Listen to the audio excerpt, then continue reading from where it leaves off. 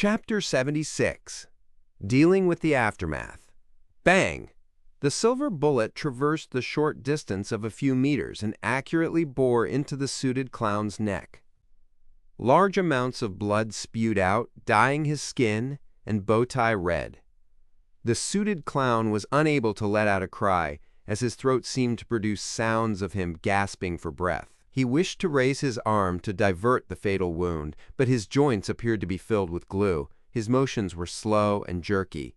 Bang! Having entered a half-cogitation state, Klein was not stunned by the appearance of blood. He pulled the trigger once again calmly, as though it was his usual daily practice. A grisly hole appeared on the suited clown's forehead as crimson red spewed out. The luster in his eyes dimmed as the intricate revolver's might was far higher than what Klein had imagined to be. As his knees buckled and his arms hung down, the suited clown gradually fell to the ground. His eyes were frozen with a dazed look. His body convulsed a few times before it slowly relaxed and stopped moving. Having delivered a headshot, Klein turned around in a cool manner. He spun his revolver and allowed the empty shells to fall down. Then, dressed in his black formal suit and halved top hat, he walked towards Ayur Harson. He pulled out the final silver demon-hunting bullet in his pocket and inserted it into the revolver's chamber.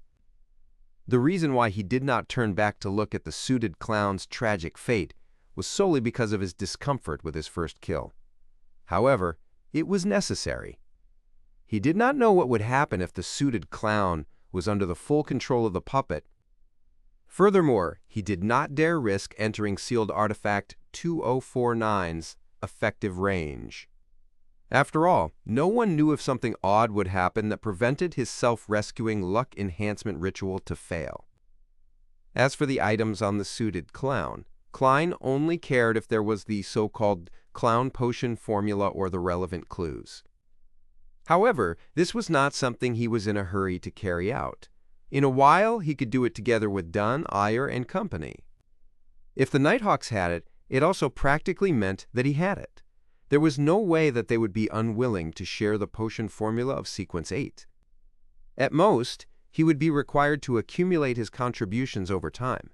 After all, he had only become a seer recently. It would still be a long time until he fully digested it. As his thoughts churned, Klein quickly walked next to Ayur Harson. The gentleman in his gray trench coat struggled to sit up but failed at every try. He was covered in dust and mud from the fall, he asked, squatting down. He pointed the revolver in his hand at the ground in case of a misfire. Mr. Harson, what do you need me to do? Ayur gasped for air and sighed. The monster was too strong, if not for its weakness. Then he pointed at a sky-blue metal bottle beside him and said in a self-deprecating laugh, I was trying to consume some medicine, but my hand shook. The sky-blue bottle was about the size of Klein's finger. It was not longer than 5 centimeters long, and a cap that hid spiral patterns had fallen to the side. The liquid had completely spilled. Klein reached out to pick up the bottle.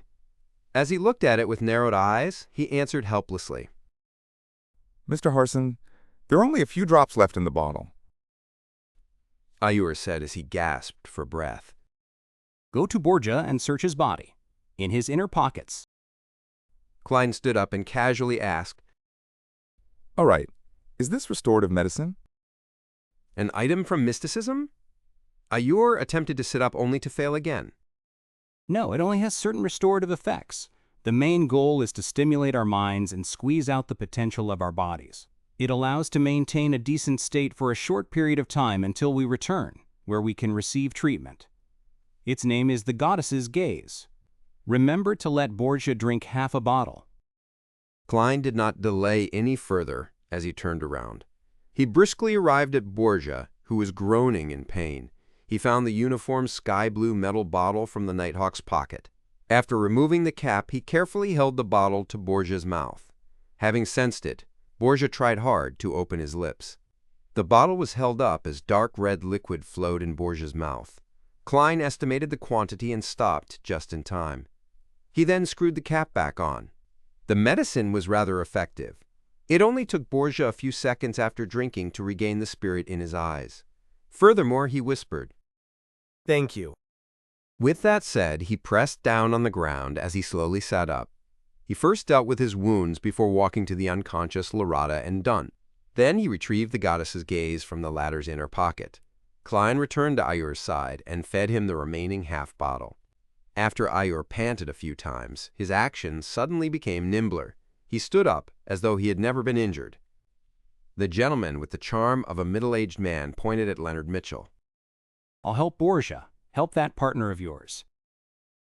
Klein had no objections to it. He turned around and jogged to the poet, Leonard. Leonard, with his disheveled hair, smiled as he raised the sky-blue bottle. There's no need. I can drink it by myself. Upon seeing Leonard agilely get up by pushing up with one hand, Klein, who wanted to lampoon, was suddenly stunned. Leonard's injuries are lighter than I expected. He had the ability to consume the medicine from the very beginning. That also means that he could see me walk counterclockwise as I did the luck enhancement ritual. No, that's still all right.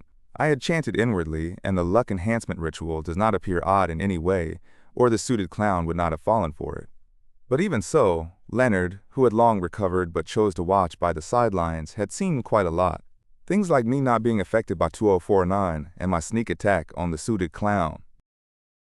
Just as Klein's eyes narrowed slightly, Leonard, who was walking in his direction, stopped beside him and chuckled softly. I actually wanted to save you, but discovered that you didn't need it. Don't mind it. There are many special people in this world that can always do things others can't, such as you. Leonard smiled as he went past Klein and walked to the awakening Dunn and Lorata. And me. Klein thought silently as he felt a lot more relaxed. Narcissist. From the looks of it, Leonard Mitchell hid quite a bit of secrets. As he regrouped with the rest while deep in thought, he saw Captain Dunn wear a glove and pick up the Antigonus family notebook that was covered in yellowish-brown bloodstains. The notebook's cover was completely made of thick black paper. It suffused an aura from an ancient and distant time without any signs of softening or rotting. It was nearly identical to the one he saw in his dream. He even suspected that flipping it open would only make him see the fool wearing splendid headgear. However, he soon realized that he was overthinking things since Dunn had flipped open the notebook to make a final confirmation.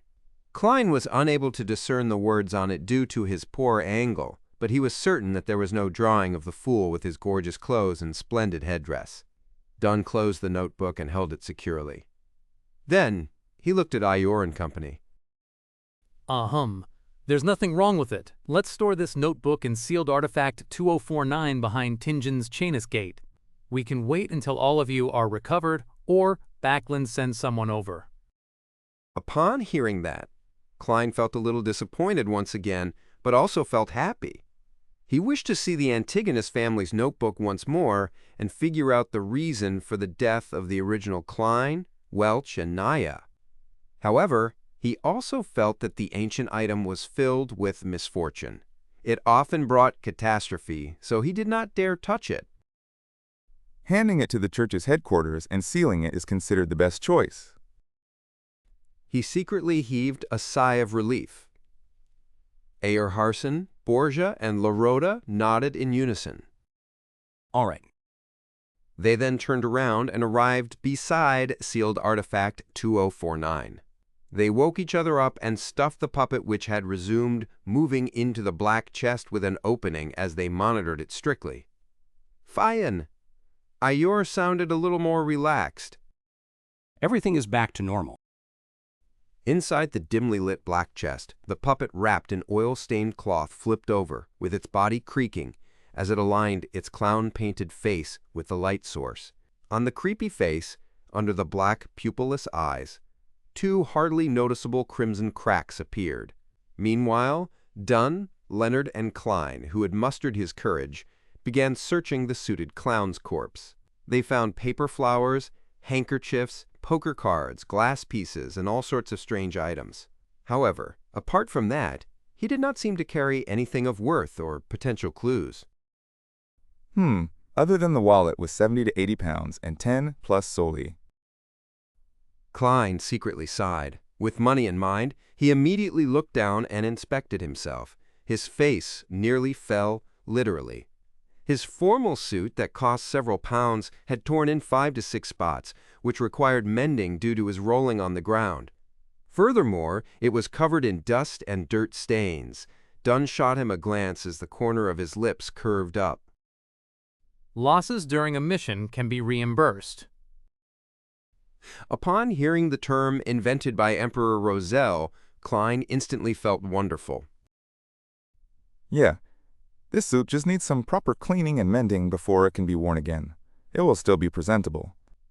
When the reimbursement comes, I can buy another set and I can take turns wearing them. I am not the kind of person that uses a reimbursement for something other than what it was intended for. However, I should consider getting a set of clothes for combat in the future, such as a black trench coat like Captain. Clothes with slightly poorer material would be much cheaper than a tuxedo.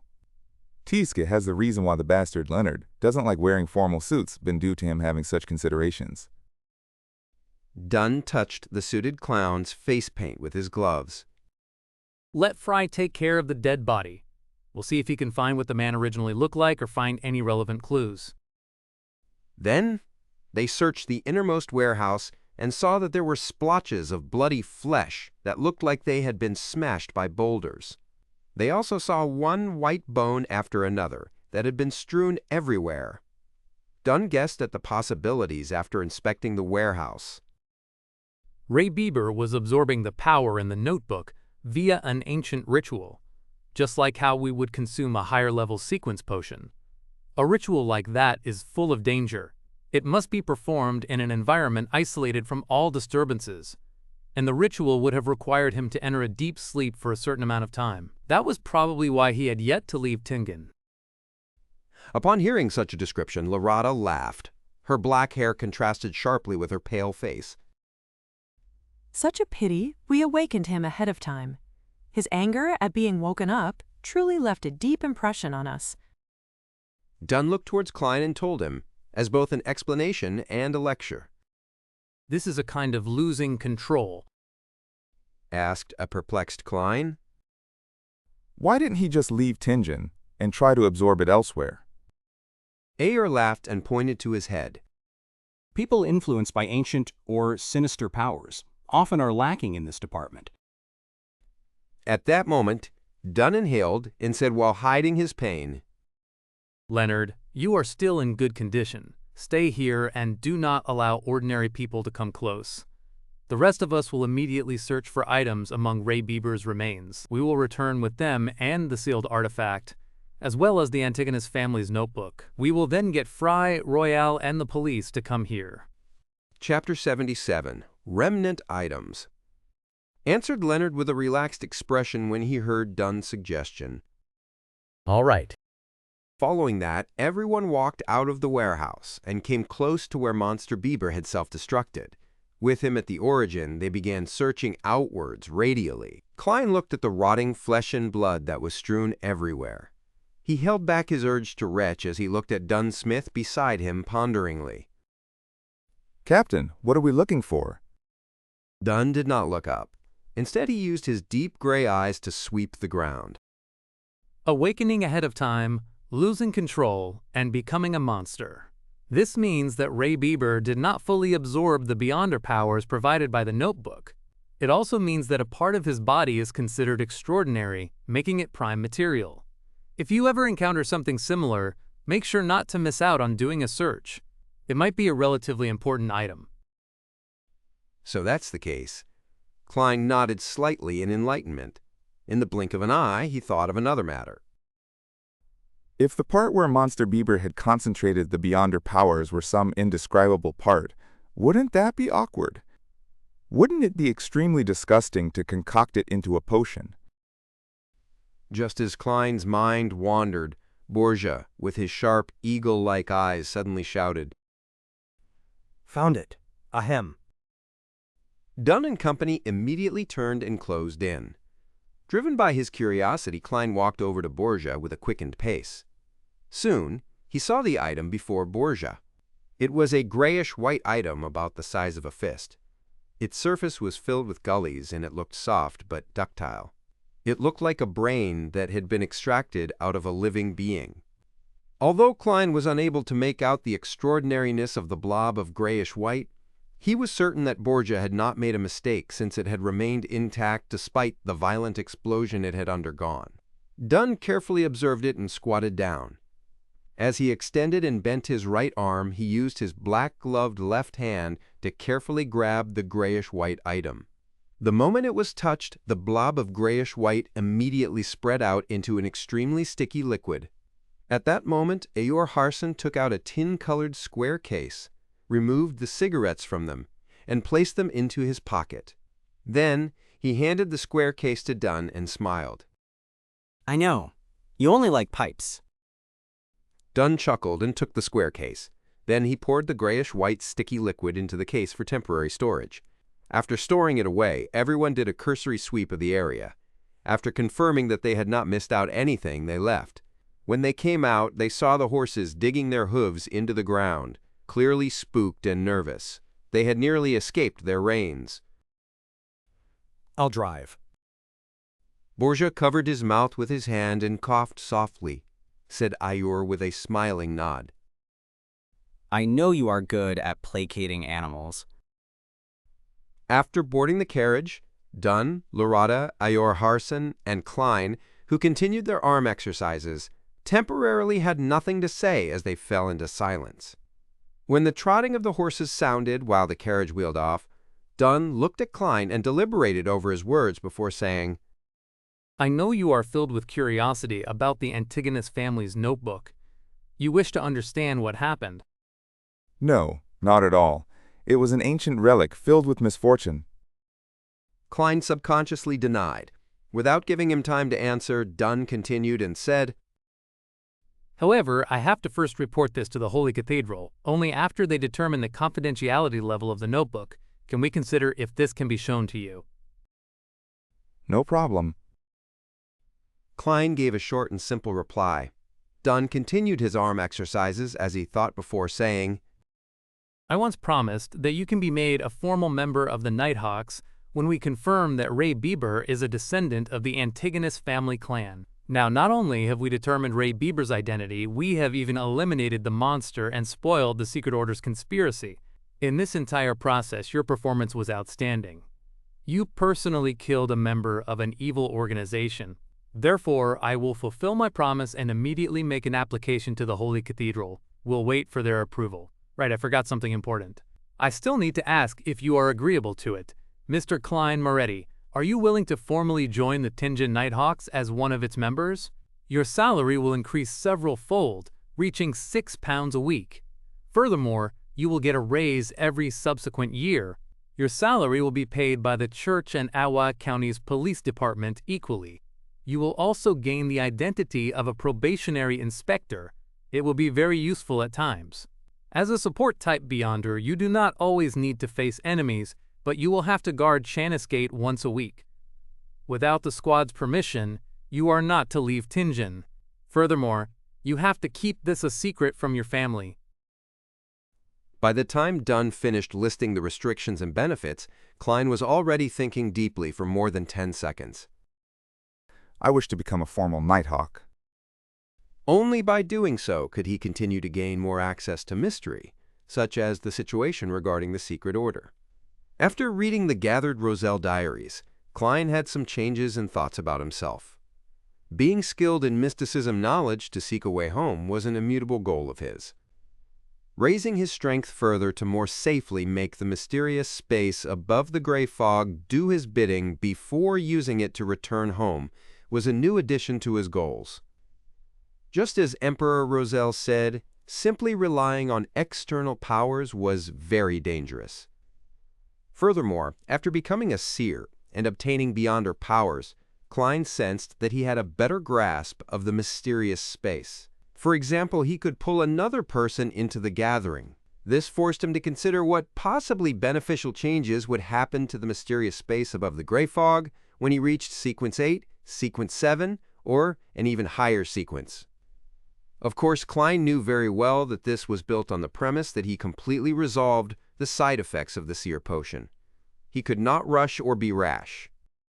Very well. Once the Holy Cathedral approves of it, you will become one of us. Dunn's gray eyes were tinted with a hint of joy. At that moment, Ayer Harson, who was listening in, interrupted. Klein, don't mind me calling you Klein. Your performance today was really excellent. You managed to kill a Beyonder from the Secret Order. I even suspect that he has reached Sequence 7. How did you do it? I really find it incredulous. The question has finally been raised. Having long prepared for it, Klein acted as though he was organizing his thoughts. He knew that it was indeed incredible and enigmatic that he had killed a Beyonder that ran rings around Dunn, Ayer, and Larada. Ayer and company were not blind or dumb, so it was a matter of time before they inquired about the process. However, he never expected them to wait till this moment. That's right. Captain and Mr. Harson were previously injured, and their situations could have worsened at any time. At that moment, any matter that could result in conflict had to be put on hold. It was to prevent me from acting desperately because of my exposed secret. Only after I expressed my attitude and showed that I was willing to be a Nighthawk were they at ease enough to ask, how crafty? They did not have any obvious communication between themselves, but they had made the same tacit decision. Klein answered as though in thought. It's an extremely lucky event. The clown in the tuxedo had made a fatal misjudgment. Back then, sealed artifact 2049 was thrown near me as a result of the explosion's blast. It looked about 5 to 6 meters from me, but it was only a crude observation. It was very easy to come to the conclusion that I was within the sealed artifact's area of influence. And back then, I was feeling faint because of the explosion. My actions turned sluggish and looked as though I was being controlled. It was unknown when that suited clown came close to me in an invisible state. He tried to entice me by offering to save me and the corresponding Sequence 8 clown of the Seer Potion. He wanted me to help him retrieve the Antigonus family's notebook. Right, he said that the Secret Order is in control of the Seer Potion's corresponding sequence pathway and that he was once a seer. Klein recounted the situation back then in detail. He even described the theories he had back then, including how he believed that the suited clown had divined that taking the notebook would be an extremely risky endeavor. Thus, he had changed his plans. Of course, all the truths were used to conceal the lie made in the beginning, that he had been controlled by sealed artifact 2049, said Larada with a chuckle as she covered her mouth. Divined that it was extremely risky to retrieve the notebook? Yes, it's indeed highly risky. However, the risk was actually because of you. His divination was right, but it caused him to end up in a fatal situation. This sure is an interesting account. Klein was taken aback before he nodded seriously. Indeed, divination is never crystal clear, and that vagueness only means that an interpretation can be wrong. Yes, I have to take note of that. Asked Dunn while he did his arm exercises, and leaned back. How did you finish him off after that? Klein smiled. I pretended to agree to him and made him awaken me. However, he did not dare enter the effective range of the sealed artifact. He stayed 2 to 3 meters away and used a strange paper slip in an attempt to push me. I seized the opportunity and pulled at his paper slip, causing him to be thrown into 2049's effective range. I then complemented it with repeated shots and completed my goal. It's quite an embarrassing matter for me. I didn't even have the confidence of hitting him, despite being only 2 to 3 meters away from him. Ayer nodded slightly. With his evasive abilities, a distance of 2 to 3 meters is not an absolute guarantee. You might be able to strike him but fail to hit him in a vital spot. That would only make things worse. Your choice back then was impeccable. It can even be said to be outstanding. If I were in your shoes, I might not have been able to do it better than you. He did not ask further. After all, the suited clown's entry into the sealed artifact 2049's area of influence basically sealed his fate. He became a living target. The subsequent sequence of Seer is clown. How odd. Dunn suddenly said with a sigh. Chapter 78, Trauma. Ayer Harson added. Exactly. It is hard to imagine that the subsequent sequence of Seer would be clown. According to normal logic, no one would link them together. Is that strange? I remember that quite a number of sequence potions also seem to lack similarities between their different levels. Lorata covered her mouth as she yawned. It was obvious that her injuries were more severe. Not even Goddess's gaze could help her to maintain her vibrant energy. No, Lorata, this is completely different. Even if the other sequence potions are lacking a connection, we can also find common points if viewed from a different angle. However, I cannot comprehend it for Seer and Clown at all, said Ayur Harson as he shook his head and sighed. Klein listened to their discussion and laughed. No, there's still a common point. What? Ayur asked curiously. Even Dunn's arm exercises clearly slowed down. Klein replied without hesitation. Be it a seer or a clown, both of them can be found at the circus. Ayur, Dunn, and Lorata were stunned. Kraft. Quite a good answer. I like young man like you. Lorata was the first to return to her senses as she burst out laughing. Ayur also smiled as he shook his head. In this era, the number of gentlemen who are equipped with the spirit of self-deprecation is decreasing. Thankfully, we have met one today. Klein complained internally as he replied with a wry smile. Do you think I like to engage in self-deprecation? It's not like I figured out any commonality between the two. I only wish that the potions of the sequence pathway would not have names like Beast Tamer, Acrobat, or Magician. That would really form a circus.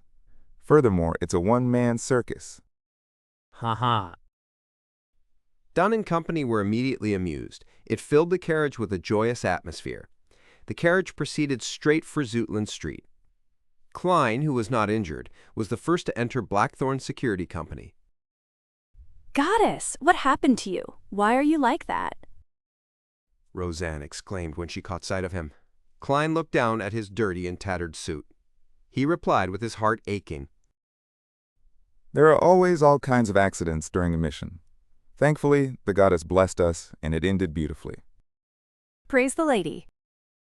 Roseanne devoutly drew the crimson moon across her chest. Before waiting for Klein to continue, she asked, Do you need us to hide in the third floor again? Is the sealed artifact really that dangerous? Trust me, it's far more dangerous than you can imagine.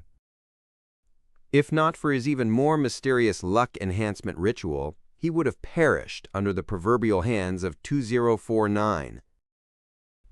Goddess. Roseanne's lips quivered as though she had still a million things to say or questions to ask, but in consideration of how the captain was waiting downstairs, she held back her compulsion. She informed Mrs. Oriana and company to head upstairs to the third floor. The neighbors of Blackthorn Security Company were either estates of the church or devout clergymen who vaguely knew of the situation. When all the civilian staff dispersed, Klein did not rush to the recreation room to inform the other Nighthawks. He immediately returned and helped the captain and the rest escort sealed artifact 2049, Monster Bieber's remnants, and the Antigonus family's notebook to the second floor. Through the partition, Dunn pushed open the recreation room's door and said to the two Nighthawks who were playing Gwent cards, Fry, Royal, both of you are to immediately head to the harbor's Terrell warehouse and aid Leonard in dealing with the aftermath. All right. Royale, with her raven black hair and cold expression, was the first to stand up. Corpse Collector Fry, with his black hair, blue eyes, and pale skin, stood up next. They put down their Gwent cards and walked out the recreation room, and when they passed through the partition, they clearly paused. Wait. Dunn shouted, not letting down their expectations. What else is there? Sleepless Royale turned her head back and asked without an expression. Remember to inform the police. Let them seal off the road. Prevent anyone from coming close until you are done with the scene and move the corpse back. Dunn said, smacking his forehead. All right. Royal turned around and took 2 steps before pausing once again. She turned her head, blinked, and confirmed coldly. Captain, is there nothing else? No. Dunn answered categorically. Royale nodded unnoticeably and walked towards the entrance. As for Corpse Collector Fry, who exuded coldness and darkness, He maintained his adequate pace. At that moment, Dunn added, Remember to tell Roseanne, Mrs. Oriana, and company that they can come down. No problem. Fry calmly replied as though no emotion stirred in him. Klein watched as the two Nighthawks walked out the door and went upstairs before heaving a secret sigh of relief. He followed the captain and the rest underground. They proceeded straight to Channis Gate. As Dunn gestured for sleepless Kenley to open Channis Gate, he instructed Klein, Go to the armory and get old Neil here. We need his ritualistic magic to heal ourselves. As the effects of the medicine began to wear off, his mental state gradually waned. All right. Klein did not wait for the captain to continue, as he added, I will watch the armory in old Neil's place. I will also request for at least 20 demon-hunting bullets, and also wait for the Holy Cathedral's approval, curbing my curiosity about the Antigonus family's notebook. Dunn was instantly at a loss for words. Captain, is there anything else? Asked Klein with a smile after beating Dunn to it. Dunn shook his head and remained speechless. He pulled out his cane and turned around. After walking a certain distance, Klein turned into the armory and recounted the happenings generally to old Neil, who was drinking plain water. He became a monster that lost control. You even killed a Beyonder. It's like I'm listening to the script of a play. He mumbled as he circled around the desk and walked straight towards the corridor without waiting for Klein's answer. Klein asked out of curiosity, Mr. Neil, doesn't the church have real restorative medicine? Why would ritualistic magic be needed? No medicine made with ordinary ingredients can provide the permanent, restorative effects of a ritual. Extraordinary ingredients are very rare, and most of them are not suitable for restorative medicine. You should know about Goddess's gaze, right? When the medicine is first made via a ritual, it would be a standard, real, restorative medicine. But every minute after its completion, its effect evaporates until little of its efficacy is left. I see. Klein nodded disappointedly. As a former keyboard warrior and avid gamer, it was a habit to yearn for a medicine with magical healing properties. He watched old Neil leave and sat down, taking in the tranquility that he had not had in a very long time. In the midst of his piece, he recalled the tragic death of the suited clown. He recalled himself shooting coldly, the gruesome wound and the spewing of fresh blood. Klein's body shivered as he felt discomfort. He first stood up, then sat down, then slowly repeated the process. He also did some pacing back and forth in between. Phew. He let out a breath and decided to occupy himself with something so that he could stop thinking of those negative images. Klein took off his silk hat and formal suit. He then took out a handkerchief and a brush to clean off the dirt and mud. After an uncertain amount of time, he heard old Neil's familiar footsteps. Old Neil's gait involved him walking on his heels, and it made a distinctive noise as he ambled down the hall. How tiring! Old Neil complained as he walked into the room. Tell the rest that no one is to come here within the next hour. I need to rest. He instructed casually, glancing towards Klein. Why don't you rest upstairs and I keep watch here? Klein suggested out of kindness. Old Neil shook his head. It's too noisy upstairs. Roseanne is a lady who just can't stop talking. All right. Klein did not insist. He put on his coat and hat, picked up his cane, and returned to the corridor. Then he pulled the armory's door ajar. Fricka! Tap, tap, tap. He slowly walked on the empty path when he suddenly saw many rooms he had never seen previously by the side. There is a secret door here. Klein stopped at a spot around a bend as he looked at the room. He discovered that corpse collector Fry had already returned. He was carefully examining a completely dissected corpse. Corpse? Klein's heart stirred as he mustered his courage and approached the room. He knocked lightly on the open door. Knock! Knock! Knock! Fry stopped his actions and turned around, looking over with his blue but ice-cold eyes. Sorry for disturbing you. I just wish to know if this is a corpse of a beyonder. Asked Klein as he controlled his tone. Yes. Fry's lips opened and closed, but only spat out a single word. Klein's gaze reached beyond him and landed on the corpse. Indeed, he discovered the familiar gruesome wound on the forehead. It's that suited clown. Klein secretly exhaled and said, Any discoveries? No. answered Fry in an abnormally simple manner. The mood instantly turned awkward. Just as Klein was about to bade farewell, Fry took the initiative to say, If you feel uncomfortable, you can come in to take a look. You will discover that it's only a corpse. Klein nodded in thought. Afraid that I'll be traumatized? All right. He entered the room and came in front of the long, white-clothed table as he looked at the corpse. The suited clown's red, yellow, and white paint had been cleaned off, revealing an unfamiliar face that did not look anything special. He was in his 30s and had black hair and a high-nose bridge. At that moment, Fry went to a square table by the corner of the wall and picked up a pencil and piece of paper. He returned to the corpse and placed the paper down and began drawing with the pencil. Klein glanced at it in curiosity and found that Fry was sketching the suited clown's head. It did not take long before Fry stopped moving the pencil. On the piece of paper there was a lifelike portrait. Compared to the corpse, the only difference was the lack of a wound with the addition of blue eyes. Klein marveled in surprise. What a talented genius. I never expected you to be that good at sketching. My dream was to become an artist before becoming a nighthawk. Fry's tone was completely placid. Then why don't you fulfill your dreams? Asked Klein curiously. Fry put down his pencil and said with the suited clown's portrait in hand, My father was a priest of the goddess. He wished that I become a priest. It's a presentable job. You became a priest? Klein asked in surprise.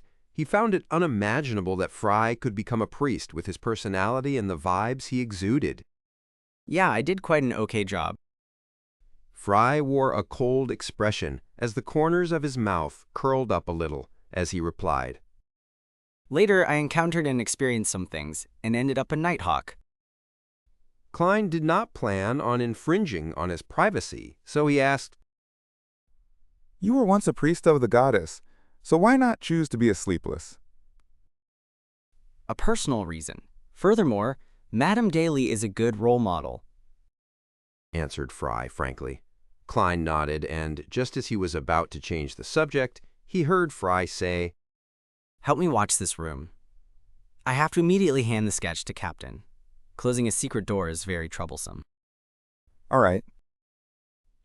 Although Klein was a little afraid facing a corpse alone, he braved his fear in agreement. With Fry gone, the room turned quiet. The corpse laid there as Klein's heart turned heavy. He took a few breaths and, in a bid to defeat his fears, approached the long table. The suited clown lay there silently with his pale face. His eyes were tightly shut, and he had lost all signs of breathing.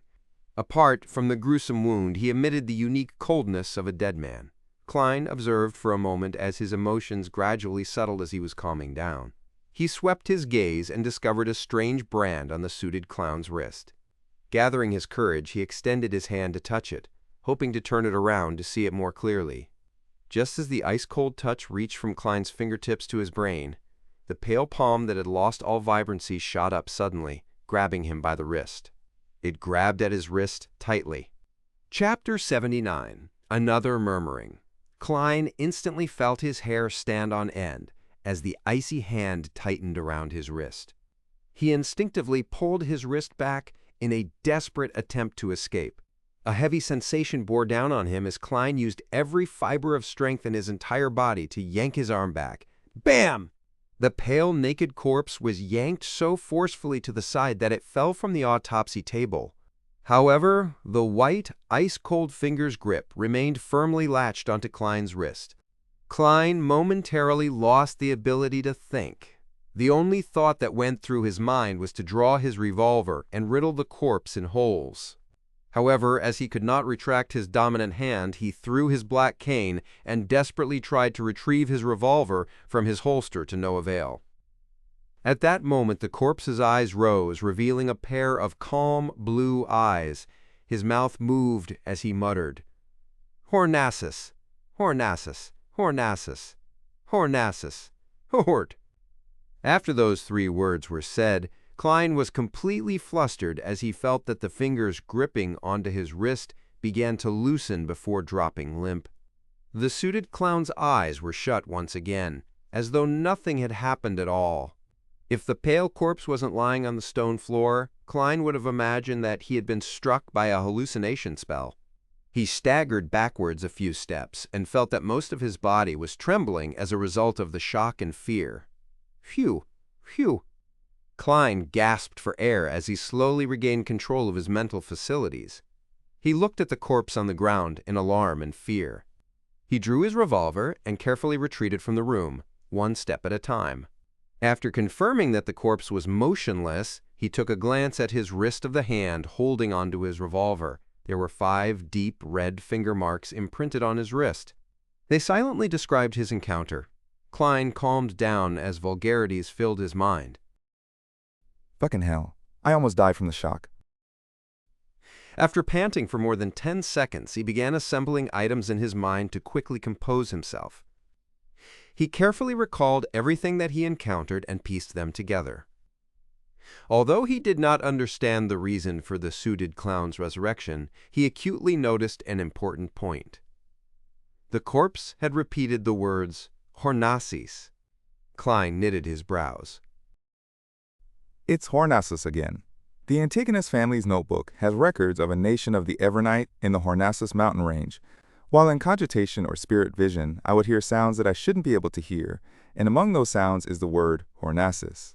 Is the answer to all these questions on the Hornassus mountain range?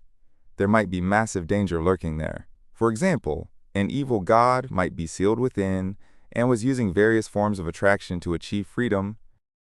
While considering this, Klein carefully entered the room and touched the corpse a few times to verify that it was completely dead. He didn't want corpse collector Fry to see him mess up the place, so he mustered his courage to move the corpse back onto the autopsy table. Klein couldn't help but feel as though his heart was in his mouth throughout the process. The slightest movement could snap his tense nerves. Furthermore, the ice-cold feeling given out by the corpse felt particularly disgusting. After finishing the mission with great difficulty, he recalled the reason he approached the corpse. Therefore, he focused on the suited clown's wrist and looked at the strange brand. It was unknown when the brand had slipped off, shrinking into a spherical blob of blood which had tint of blue. The spherical blob of blood was the size of a thumb. It floated in midair silently in defiance of the laws of physics, Klein muttered. What is this? But he didn't dare to touch it rashly. He had no intention of hiding the strange blood sphere. Firstly, he didn't know if it was a good or bad thing. Secondly, he was certain that Fry, who had examined the corpse, would have long discovered the brand on the wrist. It was even likely that he knew what the strange blood sphere was. And even if Fry doesn't know, reporting it to Captain and letting the Nighthawks research it is definitely better than me making random attempts. That was Klein's train of thought. Being in an organization meant he had to know how to make use of the organization's powers to its fullest. Klein waited nervously for a few minutes before he saw the black-haired, blue-eyed, and thin-lipped Fry return. He instantly noticed the strange blood sphere and asked Klein a question he had previously asked himself. What is this? Klein shook his head honestly. He recounted what had happened without hiding anything. No idea. Fry nodded, seemingly deep in thought. The brand slipped off into a blood sphere. The corpse of a Beyonder always tends to have some strange transformations. He looked up and said to Klein, Bring the captain here. Inform him about the contents that the corpse murmured as well. Klein was already itching to leave. All right. Fry added, You don't have to return with the captain. I believe you won't like to see what happens next. As he spoke, he picked up a silver surgical knife beside him. Klein nodded with some lingering fear. I was hoping you'd say that. He picked up his cane, wore his hat, and hobbled over to the Chanis gate.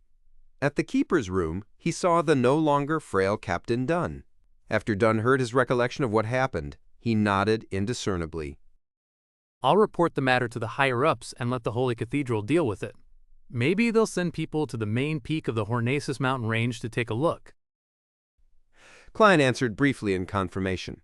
Seeing that only Sleepless Kenley and the captain were in the keeper's room, he casually asked, Are Mr. Ayur and the others resting? Dunn nodded and said, Ayur and Borgia are at St. Selena Cathedral. Larada is probably looking for a coffee shop. Klein asked in surprise. Coffee shop? Madame Larada hasn't recovered from her injuries, right? Dunn massaged his nose bridge and said with a laugh, Larada has 3 hobbies: coffee, dessert, and maidservants. She says she needs these 3 things to speed up her recovery. Klein asked, perplexed. Maidservants? Does Madame Larada have a particular fetish? Dunn shook his head helplessly and said, She likes maidservants. Yeah, that's right. Furthermore, she likes ones with big breasts. Klein had no idea what kind of expression he should show in response. She sure is weird. Dunn didn't delay any further as he headed out the keeper's room. As Klein watched his back, he silently waited for him to turn. Meanwhile, he noticed at the corner of his eye that Sleepless Kenley had fished out his pocket watch and opened it. 3, 2, 1. The moment Klein finished counting down silently, Dunn stopped and turned around. Another thing I forgot. Klein, you went through a lot today. Once you relax, you'll feel exhausted. There's no need for you to be here in the afternoon. Go back and get some rest. Tomorrow, I'll submit the application listing the detailed losses. All right, don't worry too much about your killing of a Beyonder. Killing him was equivalent to saving more lives. Klein silently exhaled. As a matter of fact, I'm actually feeling much better. Dunn nodded slightly, and just as he turned around, he smacked himself in the forehead. I've also handed the Beyonder sketch to Leonard.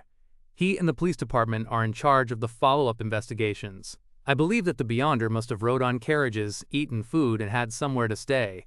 Wherever he steps, whatever he touches, whatever he leaves behind, even unconsciously, will serve as a silent witness against him.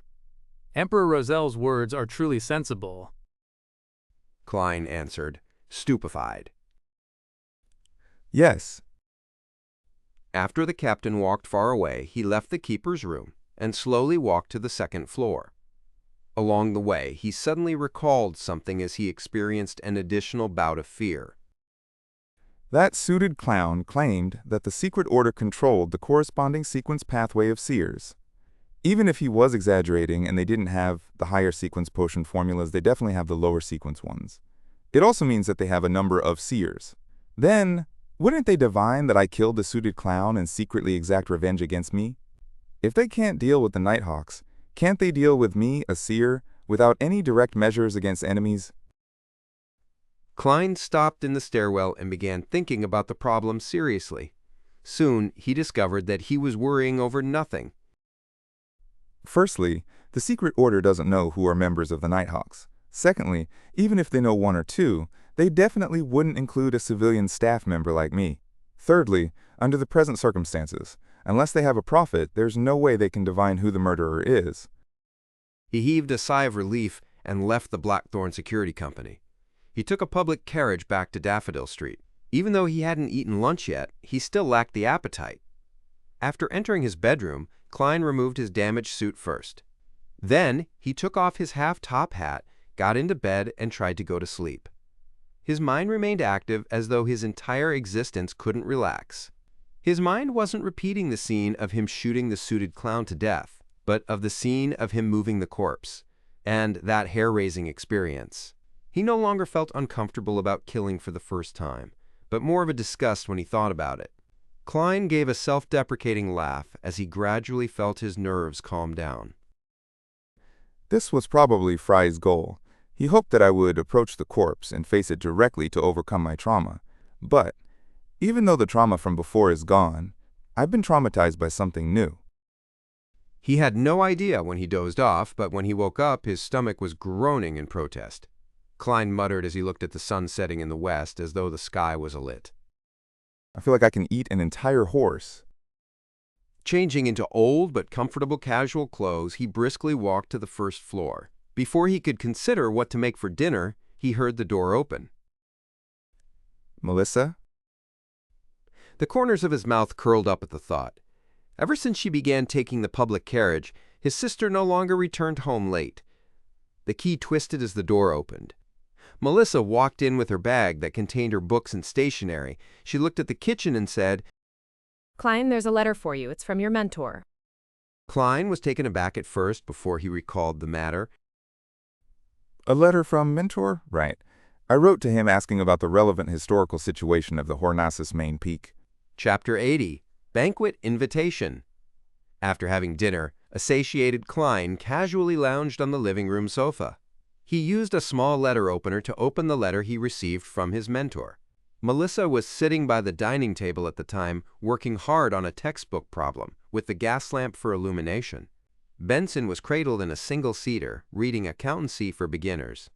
Klein found 3 pages in the letter that he read with both fear and anticipation.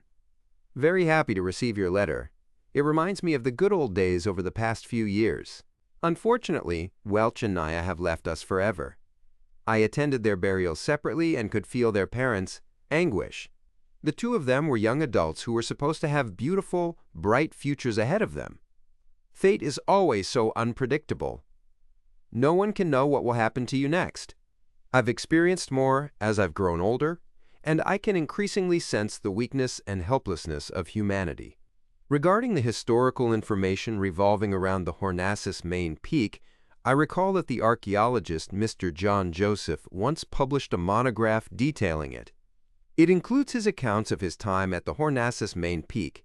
He discovered a few ancient buildings that are more than 1,000 years old.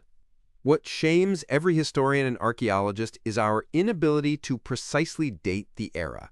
We can only make a crude estimate based on the architecture style, the characteristics of the murals, and a few of the texts that we can decipher.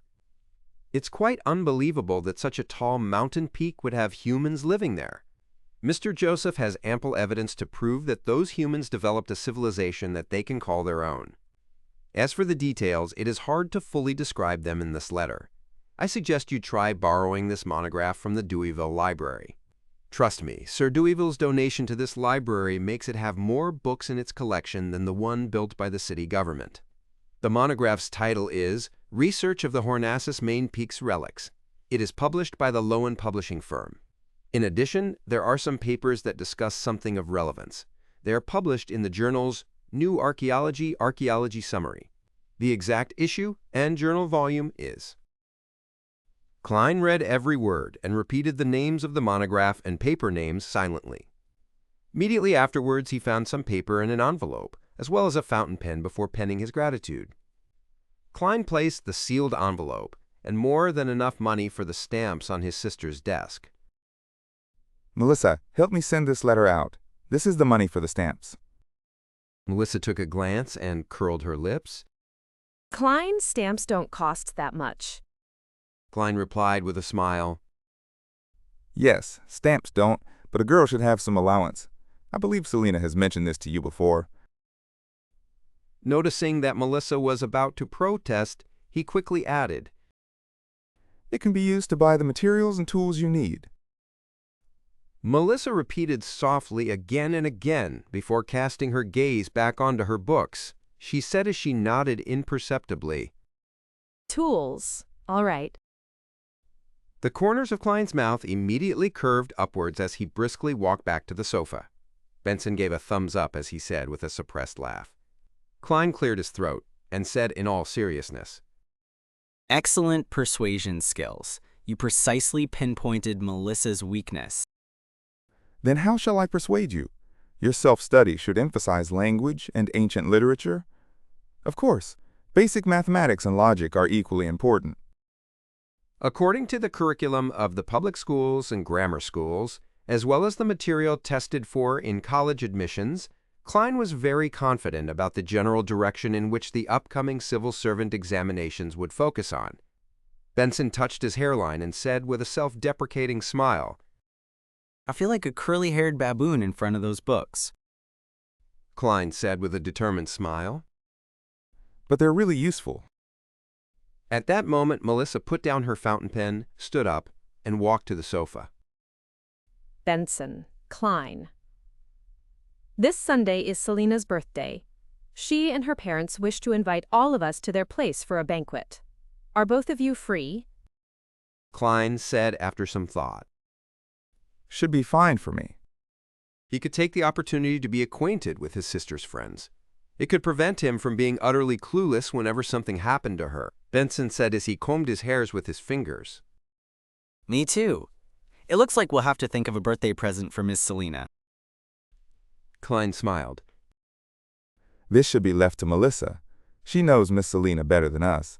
Besides, what we need to do is what a gentleman ought to do. Pay for it. Benson said as he shook his head and chuckled. This is the first time I've heard someone describe laziness in such a pleasant manner. Klein returned with a smile. This is the purpose of language and ancient literature. Us. Benson never expected Klein to return to the subject at hand. It left him momentarily speechless. The next day, Klein wore his cheap formal suit and held his black inlaid silver cane as he climbed up the stairs and arrived at the Blackthorn Security Company's entrance. His tuxedo had already been sent to the tailor's. Klein was just about to greet Roseanne when he saw Captain Dunn walk out of the partition. Dunn asked with concern. Good morning, Klein. Did you have a good night's sleep? Klein answered honestly. Better than I expected. I didn't even have nightmares. But I still feel heavy and a little disgusted when I recall it. Dunn said with a nodding smile. Very good. I feel assured hearing that. After chatting about the weather, he raised a matter. The Holy Cathedral has replied to my telegram. Ior Larata and Company are to immediately escort sealed artifact 2049 and the Antigonus family's notebook back to Backland. They've also sent an additional Nighthawk yesterday afternoon via steam locomotive to help. Dakal, I believe that they've already set off by now. Already set off by now? Does that mean I'm completely free from the traumatizing Antigonus family's notebook? Klein was taken aback. He found it surreal, as though he was dreaming. This is more relaxing than I imagined. It's unlikely that there will be any follow-up, right? After a few seconds of silence, Klein made a gesture on his chest in the sign of the crimson moon. May the goddess bless them, and that they will have a smooth journey.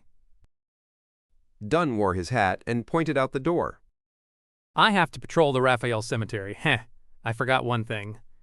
The investigations of Leonard and the police department has borne fruit. They found the carriage driver that drove them. We have confirmed their temporary residence in Tinjin City, but they are rather cautious. They didn't leave behind any valuable clues. Klein echoed wistfully. As expected of an ancient secret organization. Dunn nodded and turned to head to the door. He stopped 3 seconds later and turned his head. Also, the Holy Cathedral needs another 2 to 3 days before they notify us of your application to become an official member. This is dealt with by a different department, separate from the one that deals with the Antigonus family's notebook. They have different levels of efficiency. Klein replied sincerely. I understand. Meanwhile, he helped his captain add inwardly. Remember to submit the compensation application today. Watching Dunn leave, Klein heard the brown-haired Roseanne exclaim. Goddess! Klein, are you becoming a formal member? You haven't even joined us for a month? Klein smiled. After I consumed the seer potion, it was only a matter of time. Roseanne fell into a daze for a few seconds before suddenly sighing. That's reasonable. I was praying that you finished your mysticism lessons so that you could be added to the roster for watching the armory. But, Goddess, I have to be on duty every 2 days. I'm not a sleepless, my skin, my state of mind. Goddess, save me. Klein asked, puzzled. Shouldn't you be very familiar to such a lifestyle? Before I joined, it has always been you, Brett, and old Neil who took turns, right? Roseanne shook her head with a depressed look. No, there were 4 previously, 5 even earlier. Unfortunately, Kenley chose to become a sleepless. Viola did not choose to extend her contract last month and joined the Coy Noel Machinery Company. She's a gifted girl when it comes to creation. She only lacked the opportunity and money. 5 years as a civilian staff allowed her to have enough savings. Having said this, Roseanne suddenly glanced at Klein and laughed with her mouth covered. I've thought of a good solution. Klein, get married as soon as possible. Then, accidentally expose the secret of Beyonders to her. This is considered a very minor leak, so there won't be any particularly heavy penalties. After all, who can lie to a person who shares the same bed with you over prolonged periods of time? You can introduce her to us when that happens. Make her a civilian staff member. What a perfect plan. The corners of Klein's mouth twitched.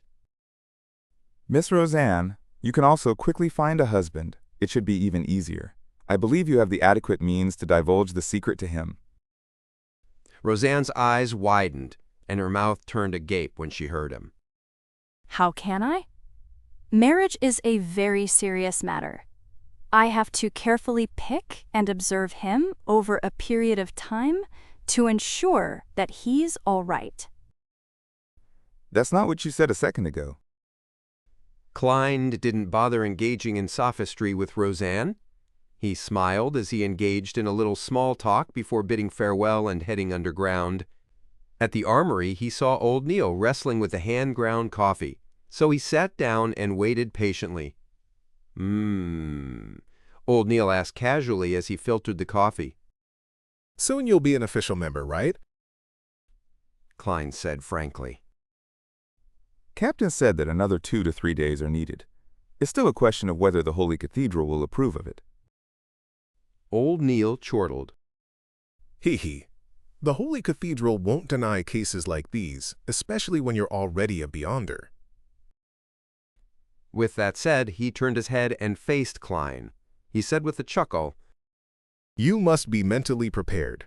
There's a ritual every official Nighthawk member has to undergo. They have to complete a mission independently.